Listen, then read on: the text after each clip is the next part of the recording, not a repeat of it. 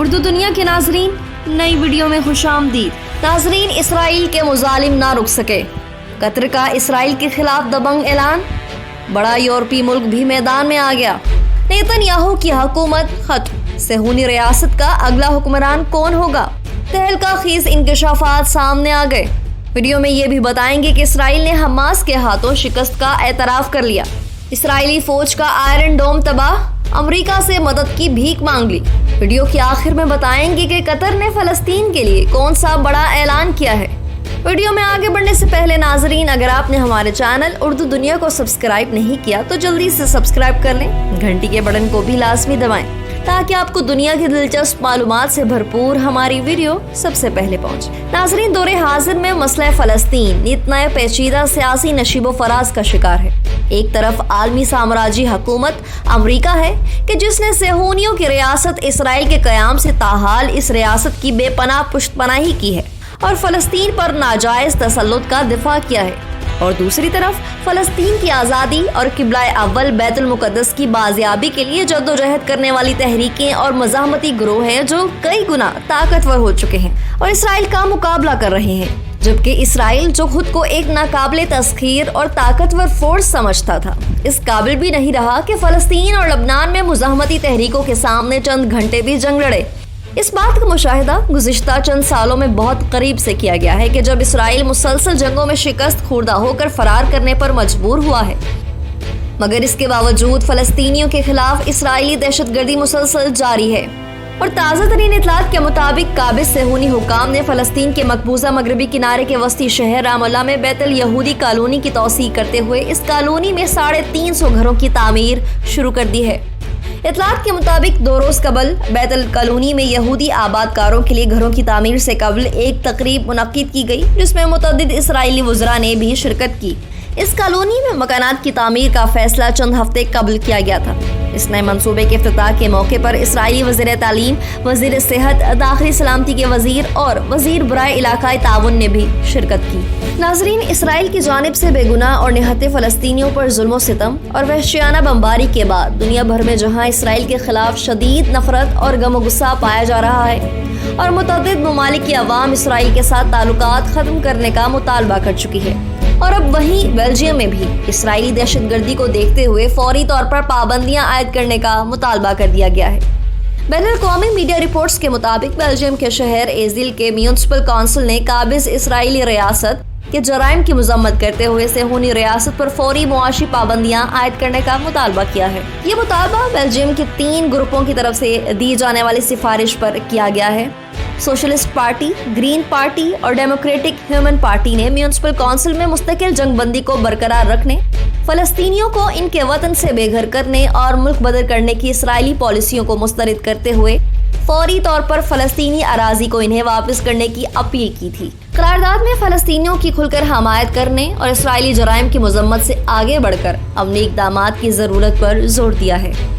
ناظرین، اس کے ساتھ ہی ایک اور اہم اور بڑی خبر سامنے آئی ہے جس میں اسرائیل نے حماس کے خلاف اپنی شکست کو تسلیم کر لیا ہے۔ کہا جا رہا ہے کہ اسرائیل کا آئرن ڈوم جو حماس نے تباہ کر دیا تھا، اس کی مرمت کے لیے اسرائیل نے امریکہ سے بھیک مانگ لی ہے۔ جی ہاں ناظرین، صہیونی حکومت نے امریکہ سے فوری طور پر $1 بلین کی امداد مانگی ہے تاکہ اس کے ذریعے آئرن ڈوم کو دوبارہ استعمال کے قابل بنایا جا سکے۔ عبرانی زبان کے چینل کون نے خبر دی ہے کہ اسرائیلی وزیر جنگ بینی گینٹس واشنگٹن کے اپنے منصوبہ بند دورے کے دوران امریکہ تک تل ابیب کی یہ درخواست پہنچائیں گے۔ وہ سیکریٹری برائے دفاع لائیڈ آسٹن اور قومی سلامتی کے مشیر جیک سلیوان سے ملاقات کریں گے۔ یاد رہے کہ اسرائیلی فوج نے غزہ میں 11 روز جنگ کے دوران آئرن ڈوم نظام میں بڑی تعداد میں انٹرسیپٹر میزائل استعمال کیے، جبکہ 19 مئی کو غزہ پر حملے کے خاتمے سے 2 دن قبل گینٹس نے کہا کہ آئرن ڈوم نے غزہ سے داغے گئے 1000 راکٹوں کو روکا ہے۔ ناظرین، اسرائیل کے حوالے سے ایک اور بڑی سنسنی خیز خبر سامنے آئی ہے، وہ یہ کہ حماس کے ہاتھوں دھلائی کے بعد اسرائیلی وزیر اعظم بنجمن نیتن یاہو کو ذلت آمیز شکست ہو چکی ہے اور ان کے 12 سالہ اقتدار کا خاتمہ ہو گیا ہے، جبکہ ان کے سیاسی حریف اور حزب اختلاف کے رہنما یار لاپڈ نے نئی حکومت بنانے کا اعلان کیا ہے۔ غیر ملکی خبر رساں ایجنسی کی رپورٹ کے مطابق حکومت کی تشکیل کے لیے نیتن یاہو کے پاس کل رات کا وقت تھا تاہم وہ کابینہ تشکیل دینے میں ناکام رہے، جس کے بعد صہیونی ذرائع ابلاغ نے کہا کہ یہ شدید پارٹی کے صدر یائر لپڈ نے کابینہ کی تشکیل کے لیے عربی مشترک لسٹ کے شامل ہونے سے موافقت کی، جس کے بعد انہیں کابینہ کی تشکیل کے لیے اکثریت حاصل ہو گئی اور وہ عنقریب اسرائیل کے صدر کو اپنی کابینہ کی تشکیل سے آگاہ کریں گے۔ یائر لپڈ ایک متبادل گورننگ اتحاد قائم کریں گے، جس سے بی بی کے نام سے مشہور دائیں بازو کے رہنما کی حکومت کا خاتمہ ہوگا، جس نے گزشتہ 12 سالوں سے اسرائیل پر حکومت کی ہے۔ یائر لپڈ کے اہم ساتھی قوم پرست نفتالی بینٹ بطور وزیر اعظم پہلے اپنی مدت پوری کریں گے، اس کے بعد یائر لپڈ وزارت عظمیٰ کا منصب سنبھالیں گے۔ واضح رہے کہ مالی بدعنوانی کے متعدد معاملوں کے باوجود نیتن یاہو گزشتہ مرحلوں کے انتخابات میں کامیاب ہوئے تھے، جس کے متعدد اسباب ہیں۔ گزشتہ انتخابات سیاسی بحران کے دوران ہوئے تھے اور وہ اپنے بہت زیادہ حامیوں کو بیلٹ باکس تک لانے میں کامیاب رہے تھے، لیکن اب ایسا لگتا ہے کہ ان کے حامی تھک چکے ہیں اور اسی وجہ سے نیتن یاہو کابینہ کی تشکیل میں کامیاب نہیں ہو سکے ہیں اور دوسرے اتحاد نے کابینہ تشکیل دینے کا اعلان کیا ہے۔ قابل ذکر یہ ہے کہ اگر نئی حکومت کی حلف برداری ہوتی ہے تو اسے سفارتی سلامتی اور معاشی چیلنجز کا سامنا کرنا پڑے گا۔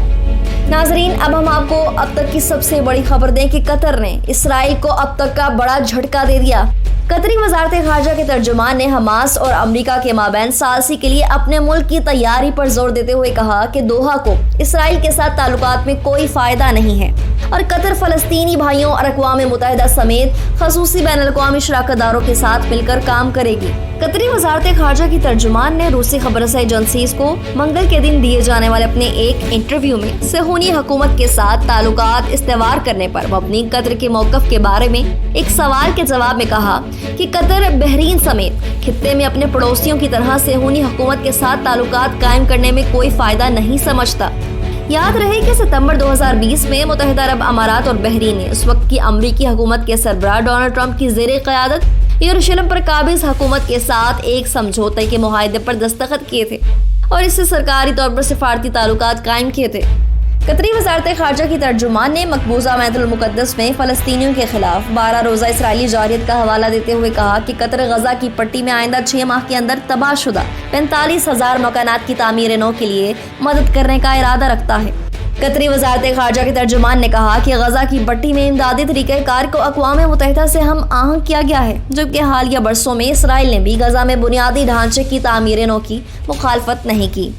انہوں نے مزید کہا کہ قطری کمیٹی برائے غزہ پٹی کی تعمیر نو ہمارے فلسطینی بھائیوں اور اقوام متحدہ سمیت خصوصی بین الاقوامی شراکت داروں کے ساتھ مل کر کام کرے گی اور اس بات کو یقینی بنائے گی کہ اس بجٹ کو فلسطینیوں کی ضروریات کو پورا کرنے کے لیے استعمال کیا جائے گا، جن میں بیشتر مسمار شدہ رہائشی عمارتوں کو 5 سے 6 ماہ کے اندر دوبارہ تعمیر کرے گا۔